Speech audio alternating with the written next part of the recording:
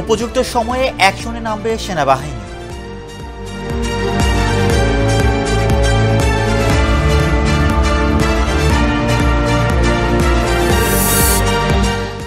চল্লিশ মিনিটের ফোন আলাপে পুতিনকে কি বললেন ট্রাম্প?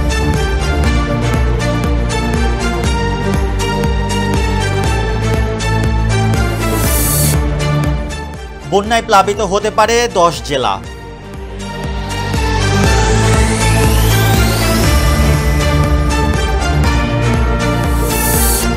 ডাকসুর ছাত্রদল প্যানেলে ভিপির মনোনয়ন পেয়ে কাঁদলেন আবিদুল।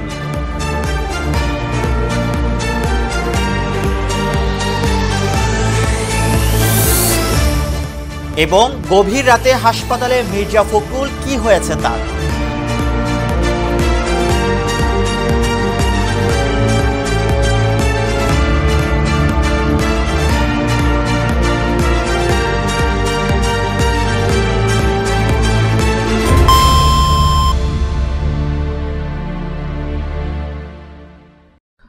আসন্ন জাতীয় সংসদ নির্বাচনকে সামনে রেখে সামাজিক যোগাযোগ মাধ্যমে সেনাবাহিনী ও সেনা সদস্যদের নামে অপপ্রচার চালানো হচ্ছে বলে অভিযোগ তুলেছেন সেনাপ্রধান জেনারেল ওয়াকারুজ্জামান। এ নিয়ে বিস্তারিত দেখুন ডেস্ক রিপোর্টে। আসন্ন জাতীয় সংসদ নির্বাচনকে সামনে রেখে সামাজিক যোগাযোগ মাধ্যমে সেনাবাহিনী ও সেনা সদস্যদের নামে অপপ্রচার চালানো হচ্ছে বলে অভিযোগ তুলেছেন সেনাপ্রধান জেনারেল ওয়াকারুজ্জামান। এই ধরনের কর্মকাণ্ডের বিরুদ্ধে তিনি কঠোর হুঁশিয়ারি উচ্চারণ করেছেন এবং দায়ীদের বিরুদ্ধে যথাযথ আইনি ব্যবস্থা গ্রহণের কথা জানিয়েছেন।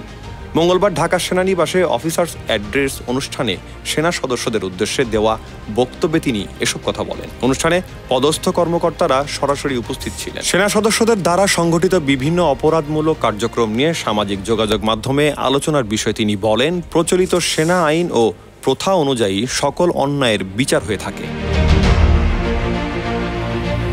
তবে তিনি মনে করিয়ে দেন যে অপর্যাপ্ত প্রমাণের ভিত্তিতে তাড়াহুড়ো করে বিচার করলে ভুল হওয়ার সম্ভাবনা থাকে।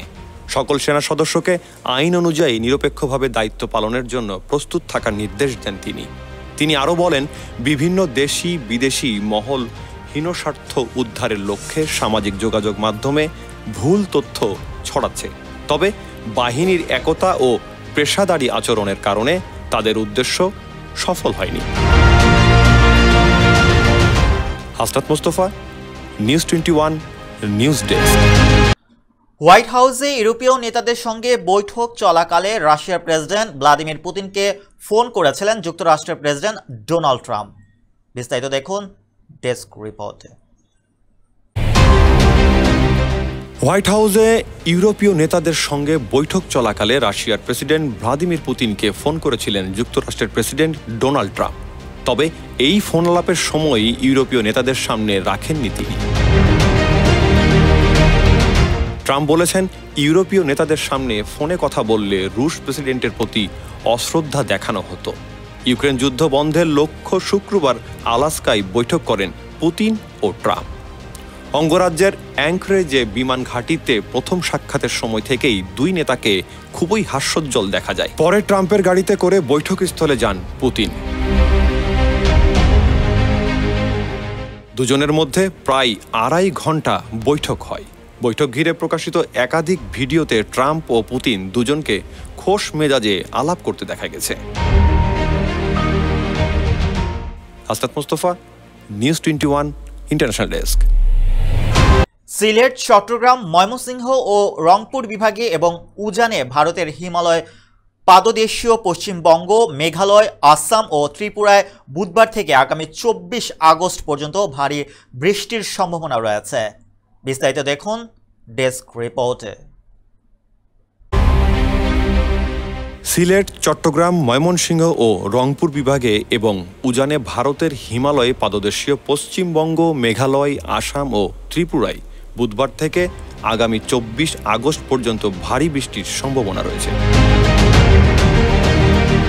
এ সময় স্থানভেদে 200 থেকে 250 মিলিমিটার বৃষ্টি হতে পারে। এতে নদ নদীর পানি বেড়ে দেশের উত্তর, উত্তর পূর্ব ও দক্ষিণ পূর্বাঞ্চলের 10 জেলার নিম্নাঞ্চল সাময়িকভাবে প্লাবিত হতে পারে। বন্যা পূর্বাভাস ও সতর্কীকরণ কেন্দ্র জানিয়েছে 20 থেকে 22 আগস্ট পর্যন্ত উত্তরাঞ্চলের তিস্তা নদীর পানি বেড়ে নীলফামারী ও লালমনিরহাট জেলায় সতর্ক সীমায় প্রবাহিত হতে পারে। এতে ফেনী, চট্টগ্রাম, বান্দরবান, কক্সবাজার, নোয়াখালী ও লক্ষ্মীপুর জেলার নদী সংলগ্ন নিম্নাঞ্চল সাময়িকভাবে প্লাবিত হতে পারে। একই সময়ে উত্তর পূর্বাঞ্চলের সুরমা, কুশিয়ারা, সারিগোয়াইন, লোভাছড়া, জাদুকাটা ও ঝালুখালী নদীর পানিও সতর্ক সীমায় প্রবাহিত হতে পারে। এতে সিলেট ও সুনামগঞ্জ জেলার নদী সংলগ্ন নিম্নাঞ্চল সাময়িকভাবে প্লাবিত হতে পারে। Hasnat Mostafa, news 21 news desk. Dhaka বিশ্ববিদ্যালয় কেন্দ্রীয় ছাত্র সংসদ নির্বাচনে বাংলাদেশ জাতীয়তাবাদী ছাত্র দলের চূড়ান্ত প্যানেল ঘোষণা করা হয়েছে। এতে ক্ষুদ্র নৃগোষ্ঠীর শিক্ষার্থীদেরও প্রাধান্য দেওয়া হয়েছে। এ নিয়ে বিস্তারিত দেখুন ডেস্ক রিপোর্টে। ঢাকা বিশ্ববিদ্যালয় কেন্দ্রীয় ছাত্র সংসদ নির্বাচনে বাংলাদেশ জাতীয়তাবাদী ছাত্র দলের চূড়ান্ত প্যানেল ঘোষণা করা হয়েছে। এতে ক্ষুব্ধ নৃগোষ্ঠীর শিক্ষার্থীদেরও প্রাধান্য দেওয়া হয়েছে। বুধবার দুপুরে ঢাবির অপরাজেয় বাংলার পাদদেশে এই প্যানেল ঘোষণা করেন সংগঠনটির কেন্দ্রীয় সভাপতি রাকিবুল ইসলাম রাকিব।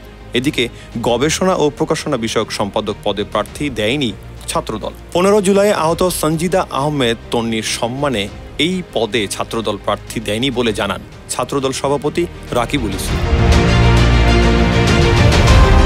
জুলাইয়ের শহীদ আনাসের কবর জিয়ারতের মাধ্যমে ডাকসুর নির্বাচনী প্রচারণা শুরু করবে ছাত্রদলের প্যানেল। তফসিল অনুযায়ী মনোনয়নপত্র প্রত্যাহারের শেষ দিন 25 আগস্ট। পরদিন প্রকাশ করা হবে প্রার্থীদের চূড়ান্ত তালিকা, আর ভোট হবে 9 September. Hasnat Mostafa, news 21 news desk. দেশে ফিরে বাসায় অসুস্থ বোধ করায় গভীর রাতে হাসপাতালে ভর্তি হয়েছেন বিএনপির মহাসচিব মির্জা ফখরুল ইসলাম আলমগীর।